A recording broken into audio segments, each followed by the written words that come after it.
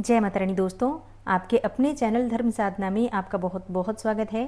माँ भगवती दुर्गा की कृपा सदैव आप और आपके समस्त परिवार पर बनी रहे।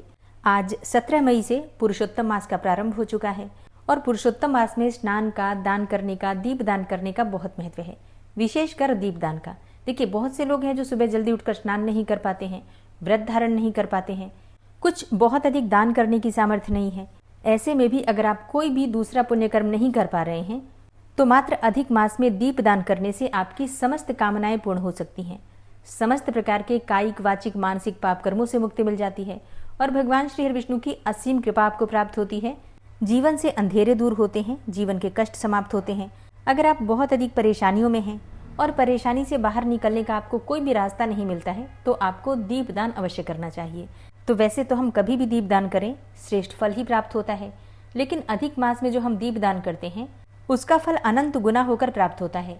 शास्त्रों के अनुसार अधिक मास में दीप दान करने का फल तीर्थ स्थान में दान करने से भी ज्यादा पुण्य प्रदान करता है। मलमास में दीप दान करने से धन, धान्य, ऐश्वर्य, पुत्र और पौत्र, समृद्धि की प्राप्ति होती है।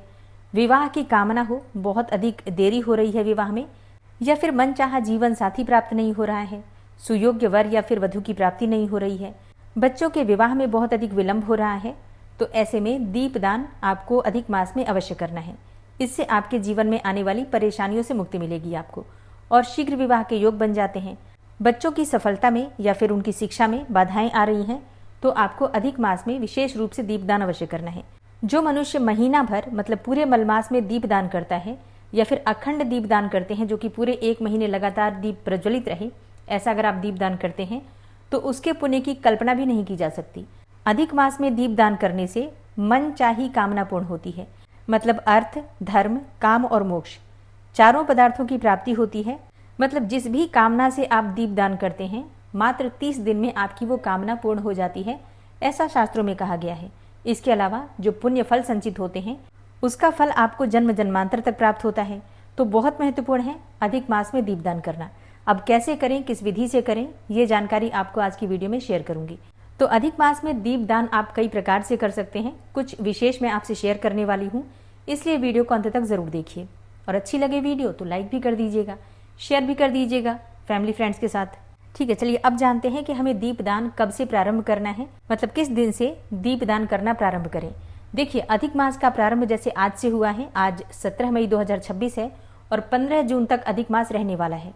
तो पूरे महीने में अर्थात पूरे अधिक मास में प्रतिदिन हमें दीपदान करना चाहिए नियम के अनुसार। तो आज से लेकर और अंतिम दिन तक अधिक मास में प्रत्येक दिन आपको दीपदान करना है। अच्छा, जैसे मान लीजिए कि कई भक्तों के प्रश्न आ सकते हैं कि हम पहले दिन से प्रारंभ नहीं कर पाए दीपदान, मतलब या तो पता नहीं था या फिर किसी कारणवश कहीं ऐसे अस्वस्थ होने की वजह से, पीरियड्स की वजह से अगर हम पहले के कुछ दिनों में दीपदान ना कर पाएं तो क्या बाद में हम दीपदान कर सकते हैं? जी हाँ, बिल्कुल कर सकते हैं। मतलब जिस दिन भी आप जान पाते हैं कि दीपदान करना चाहिए उस दिन से आप दीपदान करना शुरू कर सकते हैं। या फिर जैसे अगर आप पीरियड्स की अवस्था में हैं तो जब आप शुद्ध हो जाते हैं उस दिन से शुरू कर सकते हैं। अब जैसे कई भक्त हैं जो कुछ दिनों के लिए बाहर गए हुए हैं, छुट्टियां पड़ी हैं बच्चों की, तो उनका ये होता है कि क्या हम वहाँ पर दीपदान कर सकते हैं? हाँ जी, आप जहाँ पर भी हैं वहीं दीपदान कर सकते हैं। अगर आप चाहते हैं कि हम घर आकर दीपदान करना प्रारंभ करें तो जिस दिन आप घर आते हैं, अपने स्थान पर आते हैं, उस स्थान पर आकर दीपदान करना प्रारंभ कर सकते हैं। तो देखिए, ऐसा नहीं है कि पहले दिन अगर आप दीपदान नहीं कर पाते हैं या फिर पहले के कुछ दिनों में अगर आप दीपदान नहीं कर पाते हैं तो आगे भी नहीं कर सकते हैं। बिल्कुल कर सकते हैं। तो जिस दिन से भी सुविधा बने आपकी उस दिन से आपको दीपदान प्रारंभ कर देना चाहिए। और अगर सब कुछ ठीक है तो आपको पहले दिन से ही नियम के साथ, संकल्प के साथ दीपदान का प्रारंभ करना चाहिए। अब जैसे भक्तों के प्रश्न आते हैं कि दीपदान हम किस विधि से करें और किस समय करें। सबसे पहले बात करते हैं समय के बारे में। देखिए, दीपदान अंधेरे में किया जाता है, मतलब सुबह ब्रह्म मुहूर्त में कर लीजिए या फिर जैसे सूर्योदय होने से पहले आप दीपदान कर सकते हैं और शाम को संध्या काल के बाद आप दीपदान कर सकते हैं। ठीक है, कहाँ दीपदान करें? दीपदान आप अपने घर के मंदिर में कर सकते हैं, घर के मुख्य द्वार पर कर सकते हैं। आसपास कोई मंदिर है तो मंदिर में जाकर दीपदान कर सकते हैं।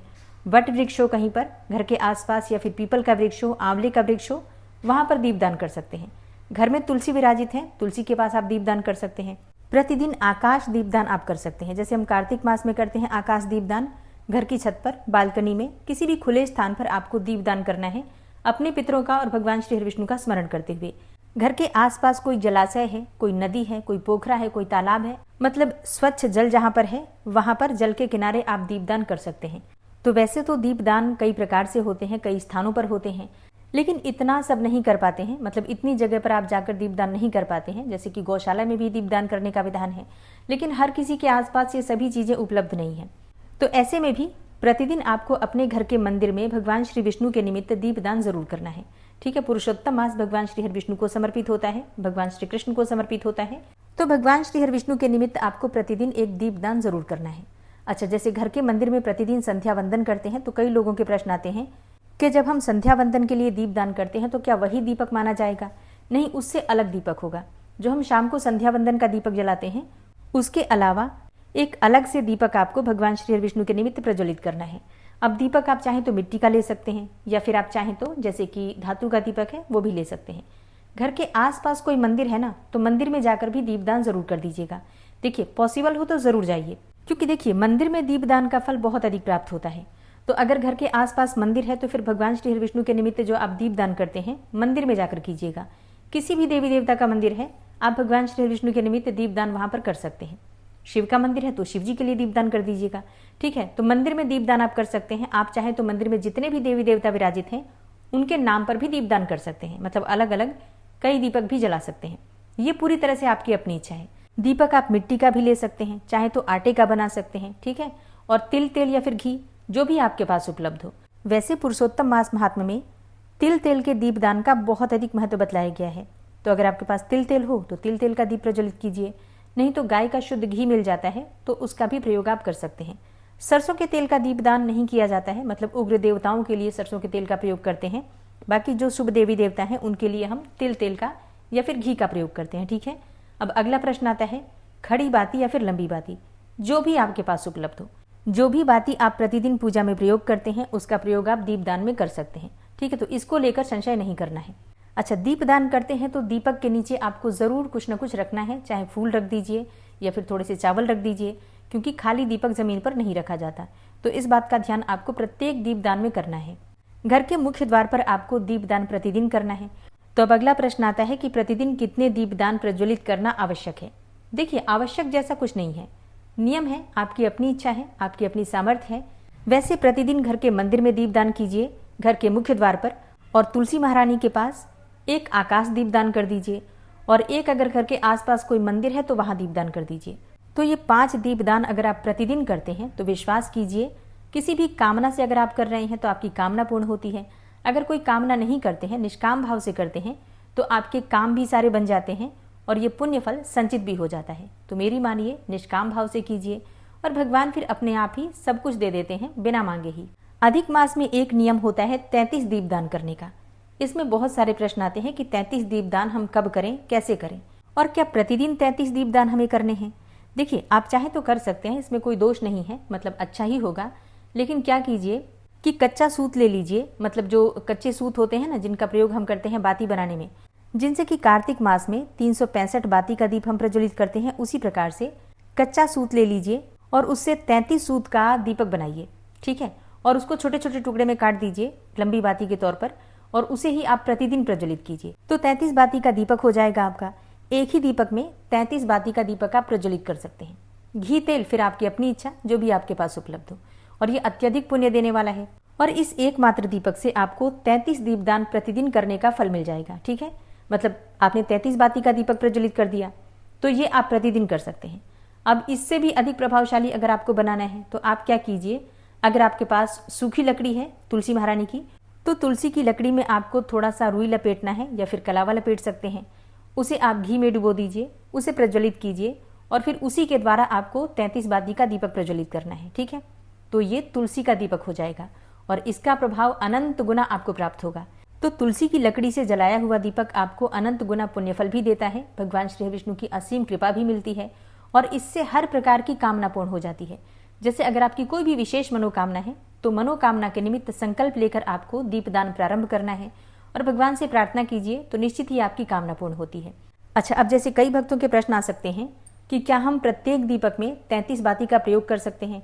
जैसे कि अगर हम 5 दीपक 7 दीपक प्रज्वलित कर रहे हैं प्रतिदिन, तो क्या सब में हम 33 बाती डाल सकते हैं। जी हाँ, बिल्कुल डाल सकते हैं। ये और भी अधिक पुण्यफल देने वाला है। मतलब जितना आप कर पाते हैं, जैसा आप कर पाते हैं उतना करने का प्रयास कीजिए। ये जो महीना है पुरुषोत्तम मास पुण्य बटोरने का समय है। जितना अधिक आप प्रयास करेंगे उतना पुण्य आप बटोर सकते हैं, संचित कर सकते हैं और पीढ़ियों तक के लिए आप बहुत अधिक पुण्यफल संचित कर पाएंगे। ठीक है, तो स्वयं भी कीजिए, परिवारजनों से भी करवाइए। अब जैसे अगला प्रश्न होता है कि अगर हम पीरियड्स की अवस्था में हैं और दीपदान हमारा छूट जाता है कुछ दिनों तक, तो हम क्या करें। देखिए, जैसे हम कार्तिक मास में करते हैं कि जैसे कुछ दिन अगर छूट जाते हैं तो फिर अंत के जो दिन होते हैं 5 या फिर बीच में जो शुभ तिथियां होती हैं उनमें हम अपने दीपक को या फिर कोई भी नियम है उसको पूर्ण कर लेते हैं। ठीक है, तो इसी प्रकार से आप लोग इसमें भी कर सकते हैं। अब एक और प्रश्न, जैसे कि कई भक्त कह सकते हैं कि हम प्रतिदिन 33 बाती का दीपदान नहीं कर सकते हैं, तो ऐसे में हम क्या करें। देखिए, जरूरी नहीं है आप प्रतिदिन करें, मतलब कर पाते हैं तो अत्यंत श्रेष्ठ है, नहीं तो कुछ शुभ तिथियां हैं जैसे कि एकादशी, अमावस्या, पूर्णिमा, अष्टमी, ऐसी जो शुभ तिथियां आएंगी उनमें आप दीपदान कर सकते हैं, 33 दीपदान। या फिर अधिक मास में जो अंतिम 5 तिथियां होती हैं जो कि एकादशी से पूर्णिमा तक होती हैं, उनमें 5 दिन आप 33 बाती का दीपदान कर सकते हैं या फिर 33 दीपक अलग अलग भी दान कर सकते हैं। ठीक है, और अगर आप ऐसा भी नहीं कर पाते हैं, मतलब 5 दिन भी दीपदान नहीं कर पाते हैं, तो कम से कम एक दिन पूर्णिमा तिथि पर, मतलब जो पुरुषोत्तम मास की पूर्णिमा होगी उस दिन 33 बाती का दीपक या फिर 33 दीपक आप प्रज्वलित करके भगवान श्री विष्णु को समर्पित कर दीजिएगा। अच्छा, यहाँ बहुत सारे भक्तों के प्रश्न ये भी आते हैं कि दीपदान क्या होता है। देखिए, दीपदान होता है दीप को प्रज्वलित करके भगवान को समर्पित करना। एक दीपक लीजिए, उसमें बाती डालिए, घी डालिए और भगवान श्री हरिविष्णु को स्मरण करते हुए प्रज्वलित कर दीजिए और भगवान से प्रार्थना कीजिए कि हे श्री हरिविष्णु, हे पुरुषोत्तम भगवान, आपको मैं पुरुषोत्तम मास में दीपदान समर्पित करता हूँ या समर्पित करती हूँ। तो ये होता है दीपदान करना। बहुत से लोग सोचते हैं कि दीपक उठा के किसी को दान करना है, नहीं, ऐसा नहीं होता है, प्रज्वलित करके भगवान को समर्पित करते हैं। ठीक है, अच्छा, अब बात करते हैं कि अगर आप दीपदान करना प्रारंभ करते हैं, मतलब नियम लेते हैं दीपदान का, तो संकल्प कैसे लेना है। देखिए, दीपदान करने से पहले भगवान से प्रार्थना कीजिए, विधि विधान से उनकी पूजा कर लीजिए, प्रार्थना कीजिए कि हे श्री हरि विष्णु, हे पुरुषोत्तम भगवान, आपकी कृपा की प्राप्ति के लिए, आपकी प्रसन्नता के लिए मैं आपके निमित्त इस पूरे पुरुषोत्तम मास में दीपदान आपको समर्पित करूंगा या समर्पित करूंगी। आप मुझ पर कृपा करें कि ये नियम मैं पूरा कर पाऊं, ये संकल्प मैं पूर्ण कर पाऊं। अगर किसी कारणवश बीच में मैं किसी दिन दीप ना दान कर पाऊं तो उसके लिए आप मुझे क्षमा कीजिएगा। और अगर इस बीच में, जैसे हम कोई भी नियम लेते हैं तो एक और चीज का ध्यान रखते हैं, क्योंकि जीवन और मृत्यु का कोई ठिकाना नहीं है, तो पहले ही हम भगवान से प्रार्थना कर लेते हैं कि अगर इस बीच में, इस नियम के बीच में किसी कारणवश मेरी मृत्यु हो जाती है तो भी मेरे इस पुरुषोत्तम मास के दीपदान को या नियम को संपूर्ण माना जाए। इस प्रकार से प्रार्थना करके हम दीपदान का प्रारंभ करते हैं और प्रयास करते हैं कि प्रतिदिन हम दीपदान कर पाएं। जिस प्रकार का हमारा नियम होता है उस नियम को पूर्ण करने का प्रयास करते हैं, पूरा प्रयास करते हैं। ठीक है, और बीच में किसी कारणवश अगर दीपदान रह जाता है, जैसे अस्वस्थता के कारण या फिर पीरियड्स की वजह से, तो फिर बाद में हम इसको पूर्ण कर देते हैं। अब जैसे कि आपने दीपदान का नियम लिया है तो उद्यापन कैसे करेंगे, तो पूर्णिमा वाले दिन हम दीपक, घी और बाती मंदिर में दान कर देते हैं या किसी ब्राह्मण को दान कर देते हैं। ठीक है, उद्यापन का नियम यही होता है। इसके अलावा दान, दक्षिणा, अन्न, वस्त्र इत्यादि ये फिर आपकी अपनी इच्छा है, ये तो देना ही होता है। दान किस प्रकार से दें, किस वस्तु का दान दें और कैसे दान दें, दान का संकल्प किस प्रकार से लें, इसकी जानकारी आपको कल वीडियो में मिल जाएगी। ठीक है, तो दान से संबंधित कोई भी प्रश्न हो या फिर अधिक मास व्रत नियम से संबंधित कोई प्रश्न हो, कमेंट बॉक्स में लिख दीजिए ताकि कल की वीडियो में आपको आपके सारे प्रश्नों के उत्तर मिल जाएं। उम्मीद करती हूँ कि आप लोग प्रतिदिन की कथाएं, पुरुषोत्तम मास की कथाएं जरूर सुनते होंगे। नहीं सुनते हैं तो सुनिए उसे, क्योंकि उसी में आपको पुरुषोत्तम मास से संबंधित सारी जानकारी मिल जाएगी। ठीक है, वीडियो अच्छी लगी हो तो लाइक कीजिएगा, संभव हो तो शेयर भी जरूर कीजिएगा। और हाँ, चैनल पर पहली बार आए हैं तो सब्सक्राइब करके बेल आइकन को प्रेस कर लीजिए अगर आपको आज की वीडियो अच्छी लगी है तो। मिलती हूँ मैं आपसे अगली वीडियो में, तब तक के लिए जय श्री राधे।